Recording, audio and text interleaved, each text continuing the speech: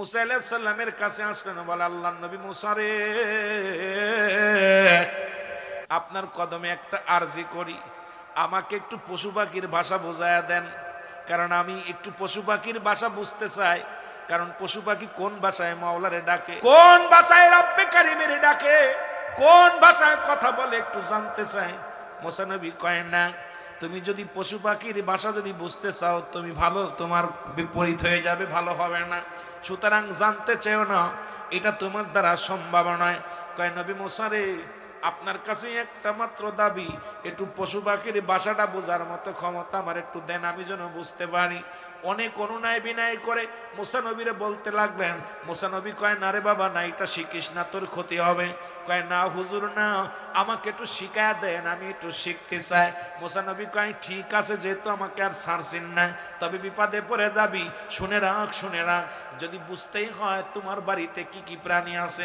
কয় হুজুর গরু ছাগল মোষ ভেড়া উট ইত্যাদি ইত্যাদি সবই আছে। কয় তাহলে তোমার একটা ভাষা শিখায় দিলাম, তোমার বাড়ি যে মরগ আছে, ওই যে মুরগি পোষো, ওই মুরগির ভাষা মরগের ভাষা। আর তোমার বাড়ি একটা কুকুর আছে, এই কুকুরের ভাষাটা তুমি বুঝতে পারবা। জোরে জোরে চিল্লায় বলা যাবে না মারহাবা। দুটি প্রাণীর ভাষা শিখায় দিলেন মুসা আলাইহিস সালাম। উনি বাড়ি আসলেন, বাড়ি আসিয়া বললেন এই না একখানা রুটি, বাড়িতে রুটি বানাইয়া সকালবেলা রুটিটা তুমি খাওয়াইবা, এক টুকরা করে রুটি সিরিয়া দিবা, এই রুটিটার সামনে মরগের সামনে দিবা। এটা দেখবা দুইটা প্রাণীর ভাষা তুমি বুঝতে পারবা, মরগ এবং তোমার বাড়ির কুকুরটা। মুসলমান বাড়িওয়ালা বাড়ি আসিয়া রুটি বানাইলেন, বানাইয়া এ মুসলমান এক টুকরা রুটি ছুঁড়ে মারছে। মারা পর মরগটা উড়িয়ে এসে কুকুরের সামনে যখন দিছে, মরগটা উড়িয়ে এসে লাফ দে রুটি টুকরা নিয়ে গেছে। এখন কুকুর কয় হারে সারাদিন ভরে পাহারা দিলাম, বাড়িটা সারা রাত ভরে পাহারা দিলাম, এ মরগ সারা রাত ভরে আমি মালিকের পাহারা দিলাম, তুই আইয়া রুটিটা খেয়ে ফেললি। মরগ কয় কুকুর টেনশন করিস না, আজকে মালিকের গাদাটা মারা যাবে, মালিকের গাদা মারা যাবে, কারণ আমি তো গরুর গাদার গোস্ত খাই না, আমি রুটি খাইলাম, এই গাদাটা তো তুই প্রাণ ভরে খাবি। মালিক কি করছে, গাদাটারে নিয়ে বিক্রি করে দিছে বাজারে, ওদিন আর মরে নাই, তবে যেখানে বিক্রি করেছে ওখানে মারা গেছে। এবার পরের দিন কুকুর আবার আর এক টুকরা যখন রুটি ছুঁড়ে মারছে, মরগ আসিয়া লাভ দে আবার ওই রুটি টুকরা নিয়ে গেছে। এবার কুকুর কারে মরগ গতকাল কামারে না খাওয়ায় রাখছি, বলছির মালিকের গাদা মরমে মরে নাই, রাত ধরে না খেয়াছি, দিন ভরে না খেয়াছি, আজকে কি করলি, এই রুটি টুকরা নিয়ে গেলি, আজকে মালিকের ঘোড়াটা মারা যাবে, ঘোড়াটা মারা যাবে। হে মুসলমান, কুকুরের বড় রাগ হয়ে গেছে দেহের মধ্যে, ডাকতে বলে মরগ মালিকের গাদা মরে না, এখন ঘোড়া মারবে, গাদা তো বেশি ফেলছে, এত রাগিস না, ঘোড়াটা মারা যাবে। মালিক তাড়াতাড়ি বাজারে যায় ঘোড়াটা বিক্রি করে দিছে। পরের দিন আবার আর এক টুকরা রুটি ছুঁড়ে মারছে। কয় মুসলমান শুনে নাও শুনে নাও, এবার বলছে আবার রুটি টুকরা দৌড়ে এসে মরগকে সোদে নিয়ে গেছে। কুকুরের অতিরিক্ত রাগ হয়ে গেছে, রাগতে বলে মরগ রে, আজ দুদিন তো আমার সাথে পাকনামি করো, প্রথম দিন বলছে গাদা মারা যাবে, মরে নাই, দ্বিতীয় দিন বলছে গরু ঘোড়া মারা যাবে, মরে নাই, আজকে রুটি টুকরা নিয়ে গেলা, আবার কি বলবা। কয় কুকুর শোন, আজকে মালিকের বড় গরুটা মারা যাবে। গরুটাও বিক্রি করে দিছে, গরুটা বিক্রি করছে, তিনটা বিক্রি করে দিছে। এবার মুসলমান শোনো, পরের দিন আর এক টুকরা রুটি যখন ছুঁড়ে মারছে, মরগ আবার আসিয়া টান্দে নিয়ে গেছে, ডাকতে বলে কুকুর, ডাকতে বলে মরগ, মরগ ডাকতে কয় কুকুর, মালিক 12টায় মারা যাবে, মানুষ আসবে, খানা পিনা নষ্ট হবে, অনেক পড়বে, তুই খাবি, খানা পাকাবে, এগুলো তুই প্রাণ ভরে খাবি। মালিক কয় মরছি রে, কি বিপদে ফেললো, 12টায় মারা যাবে। এখন দৌড়ে গেছে রে বাবা, এবার দেখছে খবর নিছে রে, ওরে গরু মারা গেছে, যার কাছে গরু বিক্রি করছিল মারা গেছে, গাধা বিক্রি করেছিল মারা গেছে, ও মুসলমান গুড়া বিক্রি করেছিল মারা গেছে। দৌড়ে গেছে মুসা নবীর কাছে, নবী গো, ও নবী আমারে বাঁচান, কি হয়েছে? আমি আজকে রাত 12টায় মারা যাবো। তা কি হয়েছে? কয় রাত 12টায় মারা যাবো। মুসা নবীকে আমি আগেই বলছিলাম পাগলামি এত ভালো না, এত পাগলামি ভালো না, কারণ প্রাণীর পশু পাখির ভাষা শেখার দরকার নেই, তুমি জোর করে আমার থেকে শিখেছো, এখন তুমি বলো এখন তোমার 12টার সময় মারা যাবো, তুমি ধোঁকাবাজ, যাও আপনার পায়ের মধ্যে পড়ে আমারে বাঁচান। হুজুর নিশ্চিত আমি মারা যাব, কারণ গরু বিসি যার কাছে গরুওয়ালা গরু মারা গেছে, ঘোড়া বেশি যার কাছে ঘোড়া মরে গেছে, ওই না মুসলমান গাদা বেশি যার কাছে গাদাও মারা গেছে, ওই যে কুকুরি যা বলছে এর মধ্যে কোনো সন্দেহ নাই, আমি নিশ্চিত মারা যাব 12টার সময়, এখন আমারে বাঁচান, আমারে বাঁচান। মুসা নবী ডাক দেখো, পতি চালাকি করেছো, রব্বে কারীম ফয়সালা দিয়ে দিছে, তুমি মারা যাবা, যাও এখান থেকে যাও। ডাক দে কয় নবী মুসা রে, একটু দয়া করো, দয়া করো, আমারে বাঁচাও, আমারে বাঁচাও। সঙ্গে সঙ্গে মুসা কয় তোরে বাঁচাইতে পারি, ওই যে ক্ষতিপূরণ দিয়া দিবি, যাবি দৌড়াইয়া যাবি 3 জনের কাছে। এবার কয় হুজুর যা বলবেন আমি সব মানলাম, আমি সব ফিরিয়া দিব, বাড়ি চাই না, গাড়ি চাই না, দুনিয়ার কোনো সম্পদ চাই না, চাই শুধু একটু হায়াত, দয়া করে মায়া করে আমাকে বাঁচান। দৌড়াইয়া চলে গেছে বাড়ি যাইয়া মুসলমান গাদাওয়ালার কাছে, যা গাদাওয়ালার ডাক দে কয় ভাই আপনি একটা গাদা ক্যান্সেল নিয়ে 3 দিন আগে। কয় হ, আমি গরিব মানুষ, টাকা পয়সা রোজগার করে চিন্তা করলাম গাদা পাইয়া গাদারে দিয়া মাল বহন করব, এই গাদাটা মারা গেল, এখন আমি বড় কষ্টের মধ্যে আছি, গরিব মানুষ। এ মুসলমান কয় ভাই আপনার গাদা কত টাকা দিয়ে কিনা ছিল, এই যে নেন, ডবল নেন, ডবল নেন, আমারে মাফ করে দিয়েন। এবার চলে গেছে গরুওয়ালার কাছে, গরুওয়ালা কয় ভাই হ, গরু কিনছিলাম একটা, গরিব মানুষ বড় আশা করে গরু কিনেছিলাম, এই গরুটা মারা গেছে, বড় কষ্টের মধ্যে আছি। মুসলমান আমার বাবারা আমার সঙ্গে সঙ্গে কয় এই নেন, ডবল টাকা নেন, আপনি আমারে মাফ করে দিয়েন। চলে গেলেন মুসলমান কোথায়, ঘোড়াওয়ালার কাছে, ঘোড়াওয়ালার টাকা ফেরত দিয়ে তওবা করলেন। ডাক দে কয় নবী মুসা রে, আর জীবনে কারোর কাছে আমি আর কারোর ভাষা শিখতে চাই না, রব্বে কারীম আমারে তুমি মাফ করে দাও, আমারে তুমি মাফ করে দাও। এই জন্য রব্বে কারীমের সঙ্গে পাকলামি করো না। এ মুসলমান, আল্লাহ ছাড় দেয়, ছেড়ে দেয় না, পৃথিবীর মধ্যে মুসলমান যেটা দিছি এটা নিয়ে খুশি থাকো, রব্বে কারীম যেন আপনার আমার উপরে রহমত দান করে। জোরে জোরে বলেন আল্লাহু আকবার। এই বাবা আল্লাহ পাক কখন কারে কি করে আল্লাহ ভালো জানে, শুনে নেন। এবার মিশরের বাদশা মুসলমান, এবার নিযুক্ত করবে দারওয়ান। এবার নমরুদের এত সিহারা ছবি যা মুসলমান দেখে কি করলেন, ওকে দারওয়ানগিরি দিলেন, মিশরের দারওয়ান দিলেন। দারওয়ানগিরি দিয়া পর ওই মহল্লা, ওই জমিনের মধ্যে অনেক মানুষ মারা গেল। উনি চিন্তা করলো এখন লাভ, মানুষ প্রতিনিয়ত সকাল বিকাল মানুষের মৃত্যুবরণ করতে লাগলো। আমার বাবারা, আমার বন্ধুরা, সকাল বিকেল মুসলমান শুনে নাও, মানুষ ইন্তেকাল করে। ফেরাউন চিন্তা করে এখন আমার একটা ব্যবসা করা লাগবে, সেই ব্যবসাটা হলো কিছু টাকা নেওয়া লাগবে। অনেকগুলো টাকা হলো, এবার টাকাগুলো নিয়ে মন্ত্রী কোথায়, মিশরের প্রেসিডেন্টের কাছে গেলেন, যা বলে হুজুর এই অনেকগুলো টাকা, এগুলো কি করব? বলে কি করবা? এই টাকাগুলো আমি কি করব? এই টাকাগুলো গরিব মিসকিনের মধ্যে বিলিয়ে দিই। ফেরাউন মুসলমান শুনে নাও, মিশরের বাদশা চিন্তা করে এই দুনিয়ার মধ্যে এত সৎ মানুষ পাওয়া যায় না, যার ছেলেমেয়ের চিন্তা নাই, দুনিয়ার কোনো চিন্তা নাই, যে সম্পদ আইছে এগুলো নিয়ে আমার কাছে আসছে, সুতরাং এইগুলো দিয়া দিলেন। দেওয়া পর উনি চিন্তা করেন এমন লোক, ভালো লোক, এই ভালো লোকটা তো আমার দরকার। বাবারা আমার, এবার ওই ওর মধ্যে কি হলো, মিশরের মুসলমান শোনো, একজন উজির মারা গেল। ও বাবারা শোনো, একজন এমপি মারা গেল। এমপি পর্যায়ে নিযুক্ত করলেন, ফিরাউনকে নিযুক্ত করলেন এমপি। মুসলমান একজন মন্ত্রী মারা গেল, সেখানেও ওনাকে দাঁড়া করলো। মুসলমান যখন দাঁড়া করা হলো, এই মন্ত্রিত্ব নিয়ে পার্লামেন্ট বানাইলেন। পার্লামেন্টের মধ্যে হঠাৎ করে মিশরের প্রেসিডেন্ট মারা যায়। মিশরের প্রেসিডেন্ট যখন মারা গেল, মন্ত্রী পরিষদে সবাই বলা বলি করতে লাগলো, কারণ আমাদের মধ্যে সবচাইতে বুদ্ধিমান, সবচাইতে জ্ঞানী আমাদেরকে ফিরাউন, একেই আমরা আজকে প্রধান বানাবো। মিশরের অধিপতি হয়ে গেলেন। ও মুসলমান শুনে নাও, মিশরের অধিপতি হওয়ার পর ভিতরে এত অহংকার, এত অহংকার, এত অহংকার, উনি চিন্তা করে যেমনি প্রেসিডেন্ট হওয়া সহজ, তেমনি বুঝি আল্লাহ হওয়া আরো সহজ। প্রেসিডেন্ট হয়ে ক্ষান্ত হয় নাই, মানুষের কাছে বললেন আমি আল্লাহ, আমি রব্বে কারীম। জোরে জোরে চিল্লায় বলো নাউজুবিল্লাহ, জোরে জোরে চিল্লায় বলা যাবে না আল্লাহু আকবার। এ ভাইরা আমার, বন্ধুরা আমার, গভীর মনোযোগ। আল্লাহ রব্বুল আলামিন তাকে বাদশাহী দান করলেন। আমার বাবার একেও দুনিয়া থেকে বিদায় নিয়ে গেলেন, একে সাইজ করলেন। আল্লাহর নবী মুসা আলাইহিস সালাম এই দুনিয়ার মধ্যে তারও সাইজ করে দিলেন। মুসলমান শুনে নাও, এবার চলে গেলেন কোথায়? এবার চলে গেলেন আর একজন কাফের মুশরিকদের মধ্যে। তার নাম হলো বক্তা নসর। আল্লাহ রাব্বুল আলামিন তাকে দুনিয়ার রাজত্ব বাদশাহী দান করেছিলেন। উনিও দুনিয়া থেকে চলে গেছেন, উনিও বিদায় হয়ে গেছেন। মনোযোগ, যে কথাগুলো বলি দিলের কান্ডা লাগান শোনো।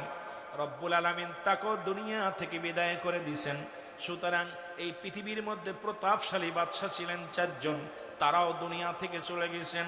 আদম নবী থেকে শুরু করে আখির নবী রাহমাতুল লিল আলামিন পর্যন্ত কত পয়গম্বর, কত নবী, কত ওলি, কত গাউস কুতুব আসছেন। শাহজালাল আমিনী সিলেটের জমিন আসছেন, শাহপরান জমিনের মধ্যে আসছেন, শাহ মখদুম আসছেন। এইরকম অসংখ্য আল্লাহর ওলিরা আগমন করেছে এই জমিনের মধ্যে। তারাও বিদায় নিয়ে গেছে, আমারও যেতে হবে। জোরে বলেন ঠিক কিনা?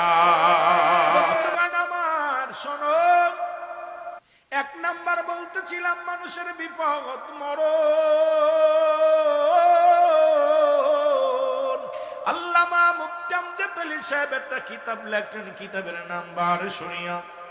এই কিতাবের মধ্যে লিখতে যায় বললেন, দুনিয়ার মানুষ শোনো, মানুষ যখন মৃত্যুবরণ করে 70টা তাজা উটের গায়ের চামড়া জবাই না করিয়া উল্টো দিকে টান দিয়া লবণ আর মরিচ লাগায় দিলে যতটুকু যন্ত্রণা হয়, এর চাইতে 70 গুণ যন্ত্রণা হলো একটা সাধারণ মৃত্যু। এখন কত মানুষ দুনিয়া থেকে বিদায় হয়ে গেছে, দেখেছি মরণের সময় চোখ দুটি বড় বড় হয়ে গেছে। মরণের সময় বাবা দেখেছি অনেকের, মুসলমান শোনো, মরণের সময় অনেক মানুষ দেখেছি পায়খানা প্রস্রাব করে দিছে। ওই মরণের সময় জিহ্বাটা বাইর হয়ে গেছে। তাদের মরণটা কত কঠিন। আল্লাহ, আমার আল্লাহ, আমাদের মরণটা তুমি সহজ করে দিও। ও আমার রব্বে কারীম, ওই আল্লাহ গো, আমাদের মরণটা তুমি সহজ করে দিও। ও আমার বাজানেরা, বন্ধুরা, আমার দিলের কান্ডা লাগা শোনো। এরে মুসলমান, এক নাম্বার মরণ, এই মরণের পেয়ালা পান করতে হবে। আবার আমি কিছুদিন আগে একটা ওয়াজ করেছিলাম, এটাও নিয়ে দেখলাম অনেক মানুষ তোল পড়েছে। কয় মুসলমান হযরত ইদ্রিস আলাইহিস সালাম জান্নাতের মধ্যে আছে। এটাকে নিয়েও দেখলাম আমার দেশে কিছু মুফতি সমালোচনা শুরু করেছে। ওরে আদম নবী থেকে শুরু করে যত আল্লাহর পয়গম্বর মুসলমান দুনিয়া থেকে বিদায় হয়ে গেছে, সবাই জান্নাতি। তবে কিয়ামতের ময়দানে সর্বপ্রথম আমার নবীকে জান্নাতে ঢুকানো হবে। জোরে জোরে চিল্লায় বলা যাবে না মারহাবা। দুনিয়া থেকে এখনো জান্নাতের মধ্যে আছে, জান্নাতের মধ্যে আছে। ইমানদার যখন মৃত্যুবরণ করে, ইমানদারের লাশখানা যখন কবরে রাখা হয়, জান্নাত থেকে নিয়ামত গুলো বক করে কবর পর্যন্ত, কিয়ামত পর্যন্ত চালু করে দেয় জান্নাতের নিয়ামত গুলো। জাহান্নামীদের চালু করে দেয় মুসলমান কবর থেকে জাহান্নাম পর্যন্ত। সুতরাং কবরে কোনো রাত নাই, কোনো দিন নাই, কবরে কোনো সকাল আর বিকেল নাই। মুসলমান কবর বলতে বোঝায় কিয়ামত পর্যন্ত। মৃত্যুর পর থেকে শুরু করে কিয়ামত পর্যন্ত জগৎটাকে বলা হয় কবরের জগৎ। মুসলমান বাবারা, আমার দিলের কান্ডা লাগান শুনে নাও। আজকে যারা এই বিভ্রান্তি করতে চায়, মুসলমান শুনে নাও, তারা চিন্তা করে আমারটাই বুঝি সঠিক, বাতিল সব বাতিল না রে বাজান না। ওরে মুসলমান, তুমি যেটা জানো আমি হয়তো সেটা জানি না, আমি যেটা জানি তুমি হয়তো সেটা জানো না। মুসলমান শুনে নাও, শুনে নাও, আমাদের যুগে আমরা যখন করেছি লেখা, আমাদের যুগে আমরা যখন করেছি পুতুল খেলা, তোমরা এখন সেই বয়সে লেখাপড়া করো মেলা। অ্যারিস্টটল, সক্রেটিস বলে নো দাইসেল, নিজেকে নিজে চিনতে হবে, মানারা ফান্নস, নিজের নফসকে চিনতে হবে, কলবুস সালিম, আত্মাটাকে প্রসিদ্ধ করতে হবে। এই দুনিয়ার মধ্যে অন্যের পাশে লেগো না রে বাবা, কারণ তুমি নিজের কাছে একবার নিজেকে চিন্তা করো। অ্যারিস্টটল, সক্রেটিসের মতো বড় জ্ঞানীরা বই লেখাপড়া বলছে নো দাইসেল, নিজেকে নিজে চিনতে হবে। মুসলমান শুনে নাও, আর তুমি এত বড় পণ্ডিত, শুধু অন্যের পাশে দৌড়াইতেছো, নিজের খোঁজ নাও, নিজের 37 নিজে চিন্তা করো, বয়া বয়া চিন্তা করো। তোমার নিজের কলঙ্ক যদি মানুষ জানতো, তোমার মতো মৌলবীর ওয়াজ কেউ শুনতো না। তোমার কলঙ্ক যদি কেউ জানতো, এই পৃথিবীর মধ্যে তোমার স্ত্রী কথা বলা বন্ধ করে দিত। আমার কথা, আমার যদি দুর্নাম মানুষ, আমার কলঙ্ক যদি মানুষ জানতো, আমার ছেলে মেয়ে আমারে বাবা বলা ডাক বন্ধ করে দিত। আমার পাপের কথা যদি গ্রামের মানুষ জানতো, এই পৃথিবীর মানুষগুলো আমারে আলেম তো দূরের কথা জালেম বানায়া দিত। জোরে জোরে বলেন ঠিক কিনা? ও যুবক, দিলের কান্ডা লাগা শোনো। ইদ্রিস আলাইহিস সালামের কাছে রব্বে কারীম ডাক দে, কয় বন্ধু, তুমি জান্নাত পেয়ে খুশি হইছো নি? কয় হ। আহা, খুব খুশি। তবে মৃত্যু যন্ত্রণা, তোমার আজরাইল বুঝি এই দুনিয়ার মধ্যে ব্যবহারটা আমার সামনে ব্যবহারটা ভালো করে নাই। আল্লাহ কয় জিবরিল রে যা যা আমার বন্ধুরে জানায় আচ্ছা আজরাইল আসছে আগমন করছে। ডাক দে কয় হুজুর আমি আপনার সামনে হাজির। ডাক দে বলে আজরাইল রে আগে বলো রে আজরাইল, এই দুনিয়ার মধ্যে আমার রূহটা তুমি কেমনে বাইর করেছ?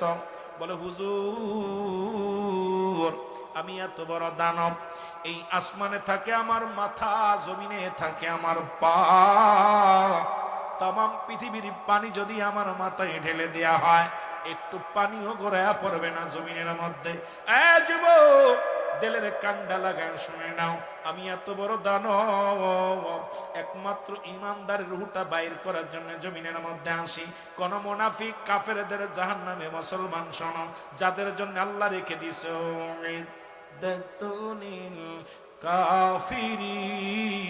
কাফিরিন, ওই কাফের মুনাফিকদের জন্য আমি আল্লাহ প্রস্তুতি করে রাখছি।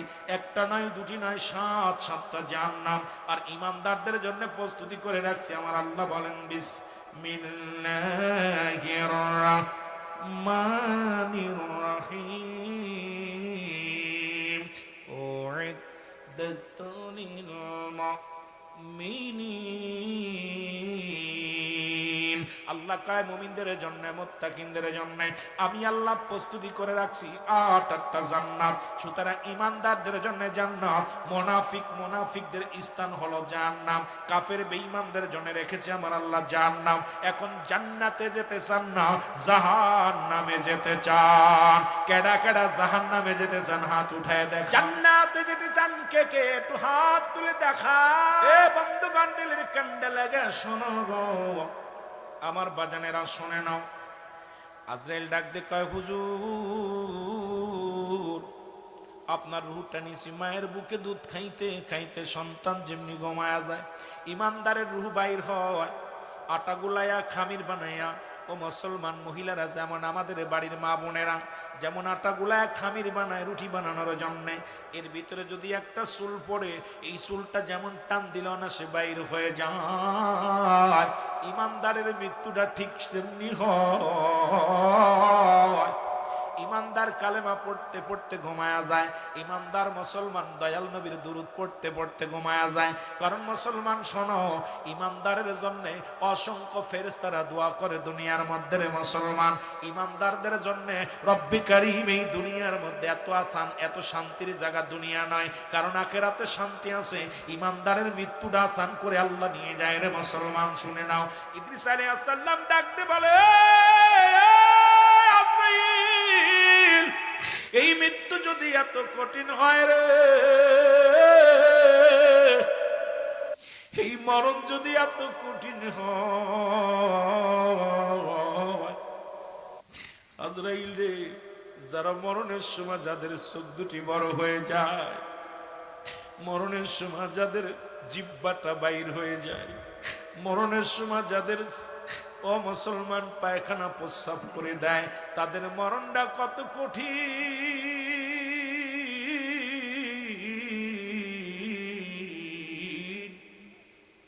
আল্লাহ ওই মরণটা আমাদের সহজ করে দিও। আল্লাহ আল্লাহ তুমি ট্রাকের চাপায় ফেলো না, অ্যাক্সিডেন্ট করায়ও না। আল্লাহ দুনিয়ার মধ্যে ঘোর আগুনের মধ্যে পুড়ে মেরো না, কঠিন বড় বড় বিপদ আমাদের দিও না আল্লাহ। যখন মালাকুল মউতকে পাঠায় দিবা, তোমার হাবিবের চেহারা মুবারক আমাদের সামনে আয়না বানায় দি।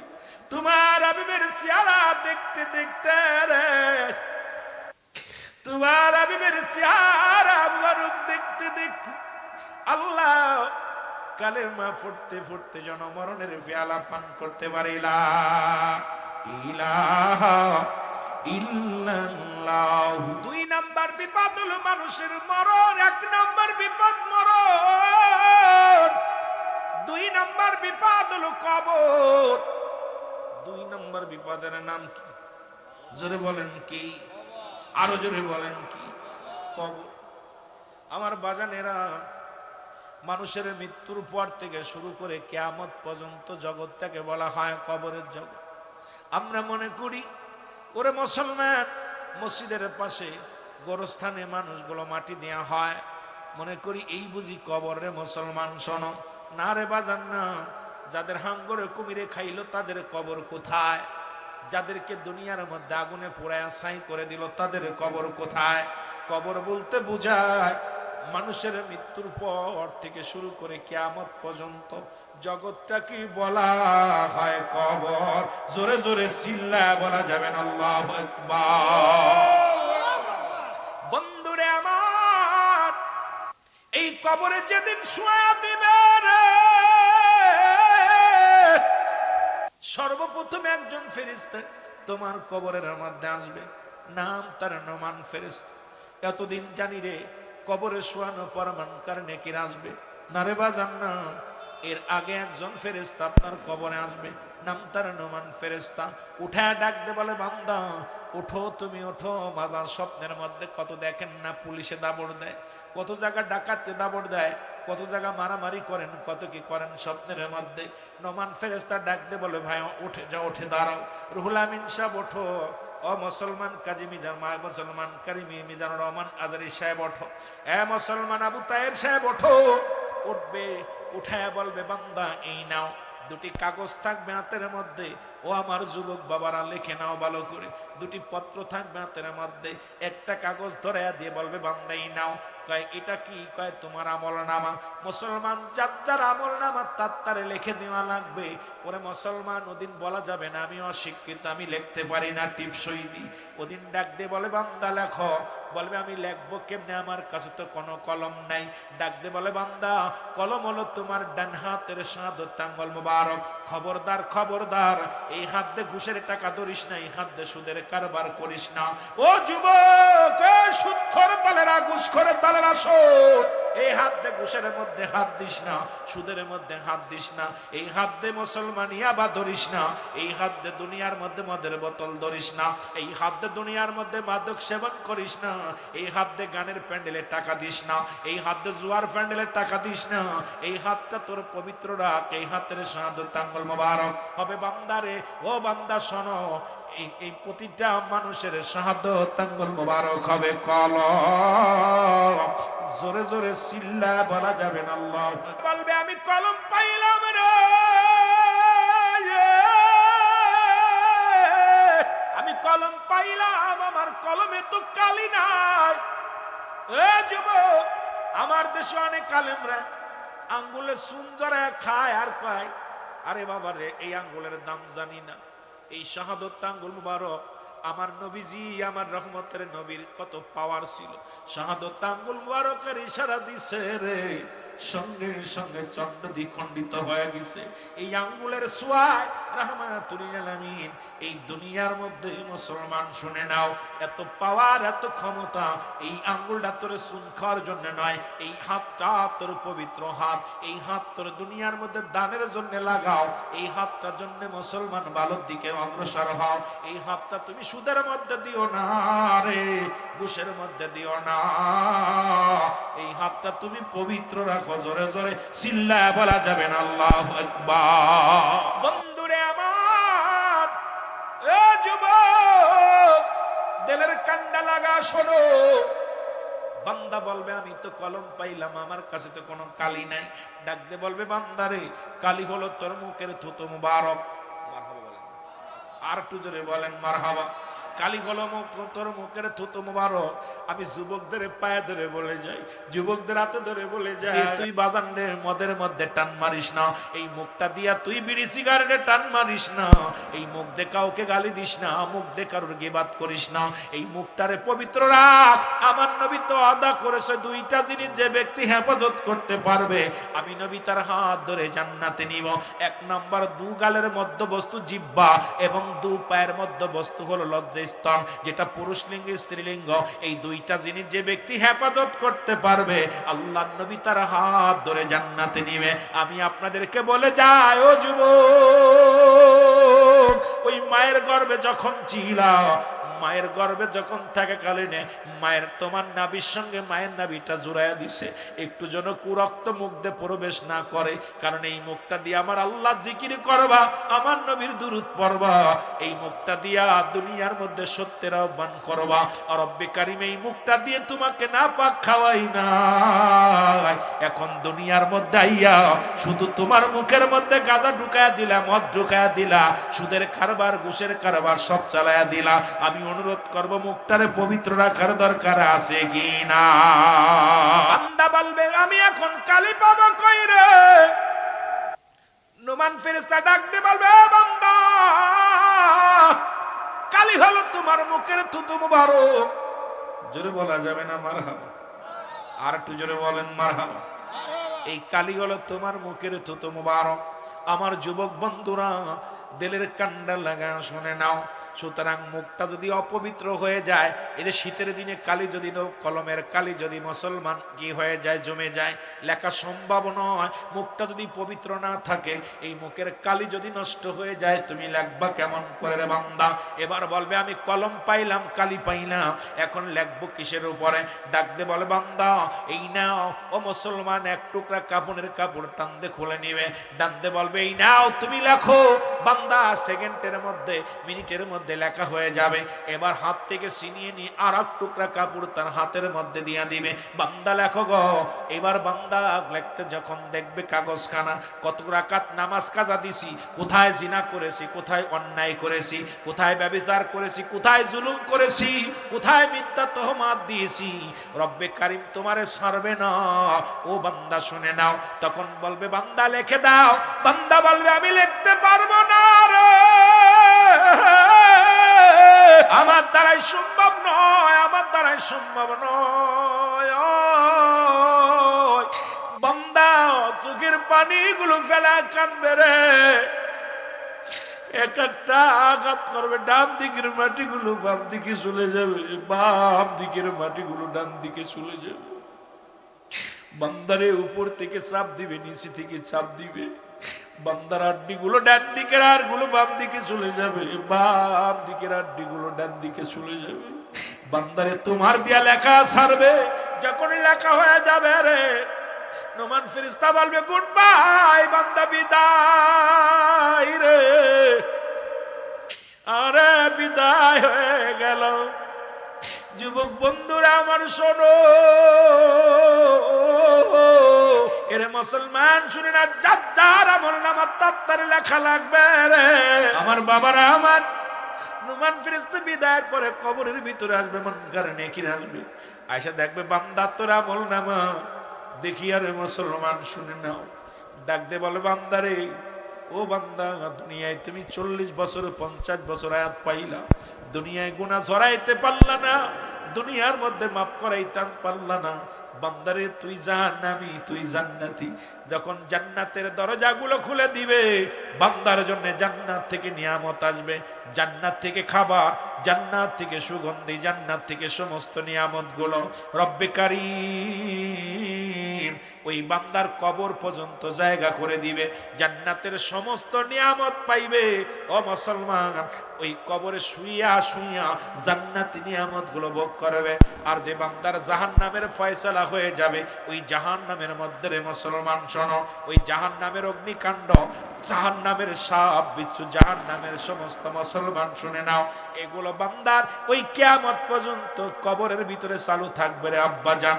এই জন্য আমি অনুরোধ করব, আজ থেকে আমাদের ভালো হওয়ার দরকার। যদিও যা করেছি, আল্লামা কুতুবী রাহমাতুল্লাহ বয়ান করে, বান্দা দুনিয়ার মধ্যে যত গুনাহ করেছো গো, এই গো কিয়ামত পর্যন্ত আর কোন নবী আইব না রে। কিয়ামত পর্যন্ত নবীদের দরজা বন্ধ, ওই কিয়ামত পর্যন্ত। ও বান্দা শোনো, তাওবার দরজা খোলা। যদি কোনো বান্দা কবরের ভয়ে, জাহান্নামের ভয়ে খাস তওবা করে আল্লাহ বলে ডাক দেয়, আমার রব্বে কারীম এই দুনিয়ার মধ্যে ওই বান্দার জীবনের সব গুনাহ মাফ করে দেয়। জোরে জোরে চিল্লায় বলা যাবে না মারহাবা? আর একটু জোরে জোরে চিল্লায় বলা যাবে না আল্লাহু আকবার? এ মুসলমান, 3 নাম্বার বিপদ, লম্বা আলোচনা রে, 2 থেকে 3-4 ঘন্টা যদি আলোচনা হয়, মরণ কবর দিয়ে আলোচনা করা সম্ভব হবে। 3 নাম্বার বিপদ হলো হাসরের ময়দান, কিয়ামতের ময়দান। এই কিয়ামতটা বড় কঠিন। যেদিন বান্দা, ও মুসলমান শুনে নাও, কুল্লু মান আলাইহা ফান, বান্দারে সবগুলো যেদিন ছিন্ন বিচ্ছিন্ন হয়ে যাবে, এদিন একমাত্র থাকবে আমার আল্লাহ। আল্লাহ কয় বান্দারে সেদিন থাকবো আমি নবী রাহমাতাল লিল আলামিনের ভালোবাসা নিয়া। নবীও কয় হায়াতি খায়রুল লাকুম, আমার হায়াতের জিন্দেগিটা আমার উম্মতের জন্য কল্যাণ স্বরূপ। আলেম ওলামা গভীর মনোযোগ। রাসূল বলছেন, আমার নবীজি বলছেন, নবী বলছেন এই দুনিয়ার মধ্যে আমার আগমনটা হলো আমার উম্মতের কল্যাণের জন্য। ও বান্দা শোনো, আমার নবীজির কথাগুলো একটু কান পাতিয়া শোনো। নবী বলছে, উম্মতিরা রে, আমি তোমাদের সঙ্গে চলাফেরা করলাম, আমি তোমাদের সঙ্গে কথাবার্তা বলেছি, আমার উম্মতের জীবনটা বড় ধন্য। আবার নবী বলেন, ওয়াফাতি খায়রুল লাকুম, নবী কা আমার উম্মতিরা রে, এই দুনিয়া থেকে আমি বিদায় নিয়ে গেলাম। ও মুসলমান, নবী কা আমার উম্মতিরা রে, এই দুনিয়া থেকে আমি বিদায় নিয়ে গেলাম আমার উম্মতের কল্যাণের জন্য গো। ও মামায়াতি খায়রুল লাকুম, আলেম ওলামা রে, নবী আমার বিদায় নিছে উম্মতের জন্য, নবী আমার দুনিয়ায় আসছে উম্মতের জন্য। নবী আমার এই নবীর পক্ষে যদি না থাকবে, তোমার জীবন বরবাদ হয়ে যাবে। জোরে জোরে চিল্লায় বলা যাবে না মারহাবা, আর একটু জোরে জোরে চিল্লায় বলা যাবে না আল্লাহু আকবার। আজকে যার নামে শিয়া উপাধি দেয়া হয়, সেই জামানার মহাকামেল। এ মুসলমান শোনো, উনি বলছেন দয়াল নবীর প্রেম ভালোবাসা যার অন্তরে যতটুকু, তার ঈমান বলতে ততটুক। নবীর প্রেম ভালোবাসা যার অন্তরে নাই, তার ঈমান বলতে কিছু নাই, সরাসর বেঈমান। সুতরাং পৃথিবীর মধ্যে যে দরবারটাকে নিয়ে সমালোচনা করা হয়, সেই দরবারে 722 বার রাসূলুল্লাহর উপরে দুরূদ পড়া হয়, সাহাবীদেরকে নিয়ে, নবীদেরকে নিয়ে। সুতরাং সদা সর্বদাই নবীর প্রেমের ঢেউ খায় বাবারা আমার। যদি প্রমাণ না করতে পারি, জীবনে ওয়াজ করতাম না রে মুসলমান, শুনে নাও। সুতরাং আপনার মনের, পৃথিবীর মধ্যে এমন একটা অবস্থান আসছে, আপনার মনের বাইরে গেলে, আপনার মতের বাইরে গেলেই কাফের। যুবক, ওই 1000 বছরের রাস্তা কেমনে পার হবে না যুবক? হাসরের ময়দান বড় কঠিন। কিয়ামতের ময়দান, মুঠু হাত উপরে সূর্যোদয় হবে। ও বাজান, মুঠু হাত উপরে সূর্যোদয় হবে, মানুষের মস্তিষ্কগুলো গলে গলে পড়বে। ওই মানুষগুলোর জবান দিয়ে বাইর হবে, ইয়া সালিম, ইয়া সালিম, আমাকে নিরাপত্তা দাও। এই যে আসতেছে খরার দিন, কৃষক যখন মাঠে যাবে, পিপাসায় কাতর হয়ে যাবে, গাছতলায় এসে ছায়ার মধ্যে দাঁড়াইবে, পানি পান করবে। হাসরের ময়দান ঠিক এমন অবস্থা হবে রে বাজান, এই তামাম দুনিয়া, এই জমিনটা পুড়ে তামা হয়ে যাবে। এর উপরে তুই কেমনে থাকবি, এর উপরে তুমি কেমনে দাঁড়াইবারে? ও মুসলমান, একটু পানিও থাকবে না, এই জমিনটা তো পুরায়া তামা বানায়া দিবে। ওই হাসরের ময়দান বড় ভয়াবহ হবে গো। ও আমার যুবক বন্ধুরা, যেদিন পিতা পুত্ররে চিনবে না, ভাই ভাইকে চিনবে না, স্ত্রী স্বামীকে চিনবে না, পীরে মুরিদ চিনবে না, মোল্লা মৌলবীরে চিনবে না, সেদিন সবাই তোরাবে। হাসরের ময়দান যেদিন খাড়া হয়ে যাবে রে মুসলমান, সেদিন একমাত্র দিনের নবী রাহমাতুল লিল আলামিন, নবী আমার উম্মতের কান্ডারি, নবী আমার উম্মতের কান্ডারি। আমি কেন বললাম? আমি বললাম, নবী বলেন ওয়াফাতি খায়রুল লাকুম, নবী কমা মায়াতি খায়রুল লাকুম, নবী কা আমার উম্মতিরা রে, এই দুনিয়া থেকে আমি বিদায় নিলাম আমার উম্মতের জন্য। কারণ এই পৃথিবীর মধ্যে আমার উম্মতিরা যদি কোনো ভালো কর্ম করে, আমি নবীর সঙ্গে সঙ্গে প্রশংসা করি রব্বি কারীমের দরবারে। আল্লাহ, ওই বুল্লার জমিনে কিছু আশেকে রাসূল তোমার দরবারে আল্লাহ ওই মাহফিলে বসে চোখের পানিগুলো ছেড়ে দিছে। বাপ মার খেদমত করে, নামাজ পড়ে, জিকির করে, দোয়া করে, আল্লাহ তোমার জিকির করে আমার নবী বড় খুশি হয়ে যায়। নবীজি খুশি হইয়া রব্বে কারিমের দরবারে প্রশংসা করে, আমার আল্লাহ ওই বল্লার জমিনকে এই মানুষগুলোর উপরে তুমি রহম করো। আমি নবী তাদের উপরে রাজি হয়ে গেছি, খুশি হয়ে গেছি। আবার যদি কোনো উম্মাত এই বল্লার জমিনে কোনো উম্মাত যদি গুনাহের কাজ করে, আমার নবী বলে উম্মাতিরা রে, এই পৃথিবীর মধ্যে যদি কোনো উম্মাত গুনাহের কাজ করে, যদি কোনো পাপের কাজ করে, আমি নবী সঙ্গে সঙ্গে ইস্তেগফার করি, ক্ষমা চায়, আল্লাহ ওই বল্লার জমিনে অমুক ব্যক্তি গুনাহ করেছে, তুমি তারে মাফ করে দাও। এই পৃথিবীর মধ্যে অন্যায় করে ছেলে মাফ চায় বাবা, অন্যায় করে গ্রামের ছেলে মাফ চাই চেয়ারম্যান মেম্বার যাইয়া, এমন নবীর উম্মত হইলাম রে, এমন নবীর উম্মত হইলাম। ভুল করি আমি, কান্দে আমার নবী রাহমাতাল লিল আলামিন। জোরে জোরে চিল্লা বলা যাবে না আল্লাহু আকবার। এ নবীর প্রেমিকের শোনো, এই যে নবীর সাহাবীদের আদর্শ আপনার ভিতরে যদি না থাকে রয়ে, একটা কথা আমি বলে যাই, আপনাদের শুনে নেন। জানের চাইতে প্রাণের চাইতে নবীরে কে ভালোবাসেন? একটু হাত তোলেন। আরো জোরে রাসূলকে ভালোবাসেন, আরো জোরে বলেন মারহাবা। আরে মুসলমান, রাসূলকে ভালোবাসা গোলাপি সুন্নি হয়েন না, মানুষের দেখানো ভালোবাসেন না।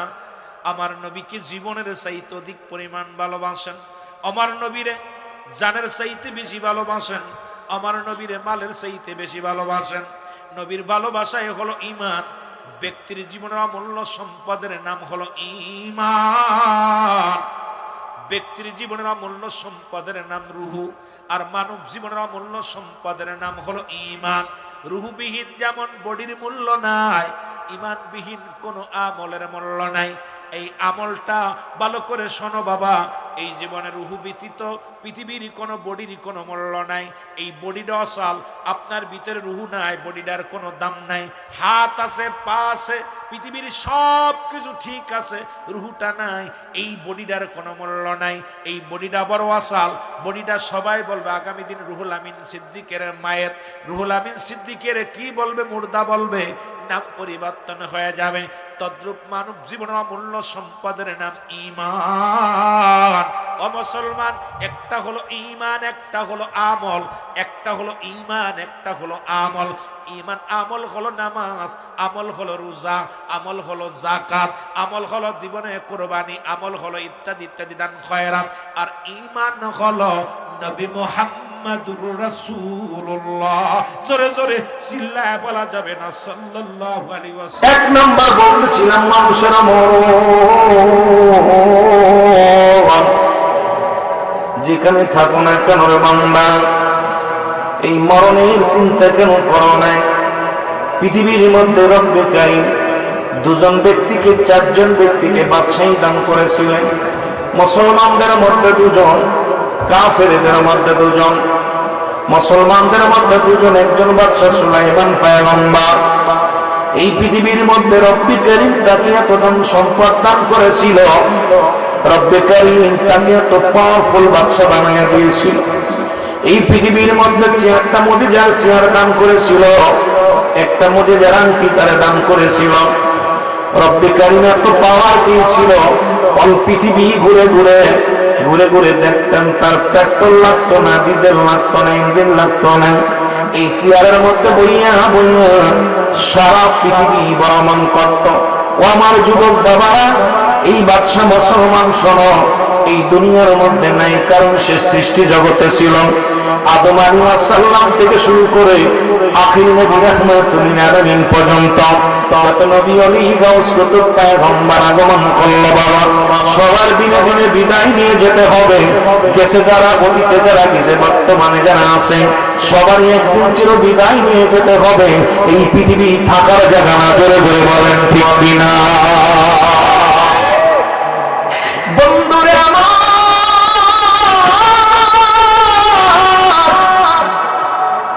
ও বন্ধুরে আমার, কথাগুলো বলতে হয়। আমার বাবারা আমার, এই পয়গম্বর সুলাইমান দুনিয়া থেকে বিদায় হয়ে গেছে। রব্বে কারীম আর একজন ব্যক্তিকে দুনিয়ার বাদশা বানিয়েছিলেন, যার নাম হলো বাদশা জুলকারনাইন। আল্লাহ তাকে দুনিয়ার মধ্যে হায়াতটা দান করেছিল 1600 বছর। কত বছর? জোরে বলেন কত বছর? 1600 বছরের হায়াত দান করেছিল। আল্লাহ তাকে একটা মুজিজার ঘোড়া দান করেছিল, যে ঘোড়াটা দিয়ে একটা কদম পা যখন বানাইতো মুসলমান 12,000 মাইল অতিক্রম করত। লম্বা মানুষটা ছিল 48 হাত লম্বা। এই মানুষটা মুসলমান সারা পৃথিবী 2 বার ভ্রমণ করছে। এই ঘোড়াটা দিয়া অল পৃথিবী মাত্র 2 বার ভ্রমণ করেছে। এই মানুষটা পৃথিবীর মা ছেড়ে চলে গেছে। আল্লাহ রাব্বুল আলামিন তারে দুনিয়ার মধ্যে রাখেন নাই, তারে বিদায় করে দিয়েছেন। মুসলমান শুনে নাও, মৃত্যুর সময় বলে গেছে প্রজারা শোনো, আরে আমি যদি জানতাম আমার হায়াত এত সীমিত, জীবনেও কোনোদিন দুনিয়ার মায়ে পড়তাম না, দুনিয়ার প্রেমে পড়তাম না। আমি যে ভুল করেছি ভুল তোমরা করো না।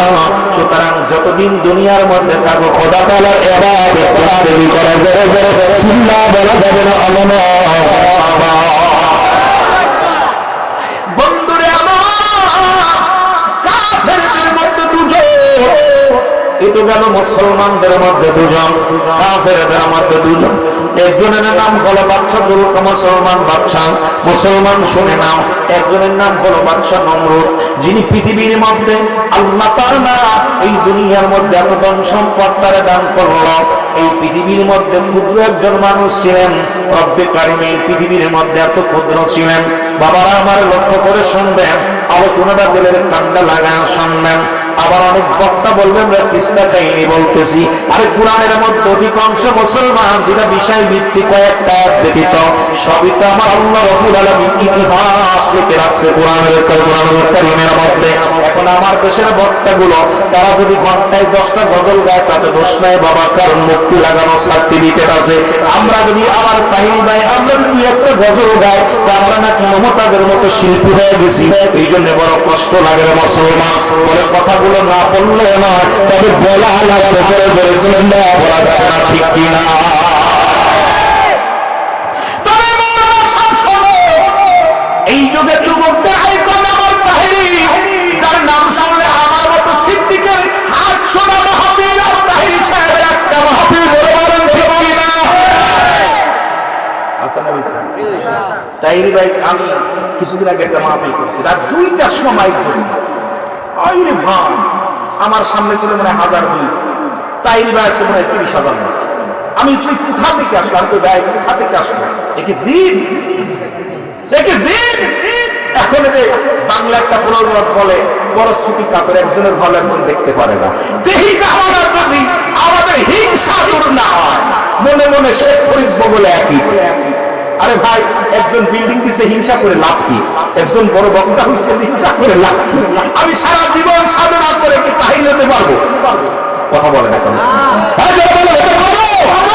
সারা জীবন সাধনা করলে আমি গিয়াসউদ্দিন তাহির হতে পারবো না। সারা জীবন সাধনা করলে গিয়াসউদ্দিন তাহির রুহুল আমিন হতে পারবে। হয় আমার চাইতে বড় হবে, না আমার চাইতে ছোট হবে। যেটা বলে ঠিক কি? কথা কি বুঝি? ক্লিয়ার? কথা বোঝেন না? ক্লিয়ার? আমি এখন ওই একটা গল্প মনে পড়ে গেল, কব নাকি? কথা বলবো? আজকে শুনতে রাজি। আমি গজল গাইতে আসি নাই, রুহুল আমিন সিদ্দিকী গজল গাইতে আসে নাই, মমতাজের গান শুনতে আসে নাই। গান কোন কোন বক্তা বলে আমরা জানি, আর যে গানে জ্ঞান আছে আমরা সে গানও বলি না, কারণ ওয়াজ করার সময় পাই না, দলিলা দিনে এই কথা বলার সুযোগ পাই না। আমার বাবারা একদিন খাটাস ছিলেন, খাটাস, কথা বলেন, খাটাস ছিলেন। আপনারা খাটাস বলেন না কি বলেন? ওরা পায়খানা চাপলে এক জায়গায় পায়খানা করে। ওদের অভ্যাস হলো, যদি ঢাকা থেকে পায়খানা চাপে দৌড়াতে দৌড়াতে গোল্লা চলে আসবে, এখানে এসে পায়খানা করে। ওরা জানে সেটা পায়খানা করে। খাটাসির পায়খানা ওদের চরিত্র হলো, যেখানেই করুক একটা জায়গা করবে, বাইরে করবে না। এখন খাটাসি পায়খানা করছে 1 বছর হইলে অনেকখানি করছে। ওই পদ্ম যাইতেছিল হাতি, কে যেতেছে? কথা বলেন নাম কি? হাতি দেখে বিশাল পায়খানা, হাতি চিন্তা করে আমার চাইতে বড় প্রাণী আছে নাকি দেশে? কথা বোঝেন নাই? হাতি চিন্তা করছে আমার চাইতে কি বড় প্রাণী কেউ আছে? পিছনে ছিল শিয়াল দাঁড়ায় পণ্ডিত। পণ্ডিত বলতেছে আমাদের মাছ, আমাদের ভিতরে বিরাজ করতেছে মাস্টার ইবলিস। যতই আমরা উপরে মুখে বলি নিঃসন ভালোবাসা, মুখে একটা অন্ত একটা, মুনাফিকদের লক্ষণ। এটা আল্লাহ কামিনান নাস, মানুষের মধ্যে না কোনো তারা বলবে আমান্না তার ঈমান আনছে বিল্লাহি আল্লাহু ওয়া বিল ইয়াউমিল আখির, আখিরাতের উপর বিশ্বাস স্থাপন করছে। ওমা কুল্লু মুমিন, ওই মুনাফিকদের ইসলাম আল্লাহ নিজে বলছে মুনাফিক আছে মানুষের মধ্যে। এই মুনাফিকগুলো ইসলামের বারোটা বাজাইতেছে। কারণ ইসলামের আজকে সুন্নি জামাতকে কলুষিত করার জন্য মুখে মুখে বলতেছি আমরা এক হই, প্যান্ডেলে আরেকজনের দুর্নাম। জোরে বলে ঠিক কি? জোরে কথা বলেন না, আমার কথা বলেন। আমরা নেটে বলতেছি আমরা সুন্নি জামাত, পীর জামাত সুন্নি জামাত সমান, মুখে বলতেছি আইআইটির বিরোধিতা সমালোচনা, মাওলানার বিরোধিতা করতেছি। তার মানে বুঝতে বাকি নাই তোমার মুখে একটা অন্তরে একটা, এটা মুনাফিকের লক্ষণ। জোরে বলে ঠিক কি? এই জোরে বলে কথা বলেন না কেন?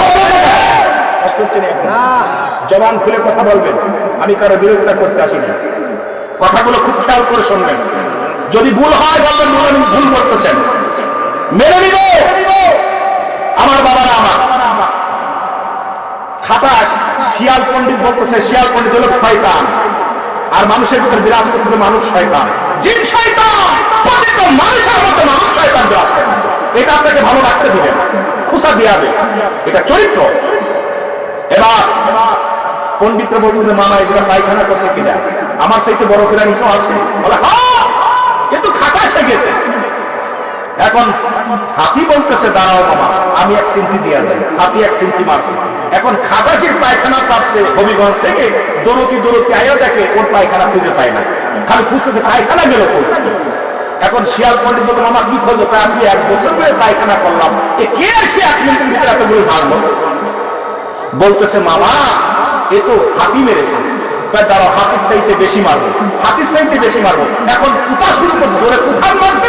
একদম নারী পরিবারে শেষ হয়ে গেছে। তা নারীবার সামনে যদি আমরা পাল্লা দিতে পাই, নারী বাড়ানো ছাড়া আমাদের কোনো পথ নাই। জোরে বলে ঠিক কি? যদি আমাদের সামনে পাল্লা দিতে চাই, নারী বাড়ানো ছাড়া আমাদের কোনো পথ নাই। বাংলাদেশের যারা আইকন সঙ্গে আপনারা তীর, তাদের সঙ্গে যদি আমার মতো এই ডুঙ্গি নৌকা পাল্লা দিতে যায়, আমাদের নারী বাড়ি হয়ে যাবে, পাল্লা দেওয়া সম্ভব নয়। জোরে বলে ঠিক কি?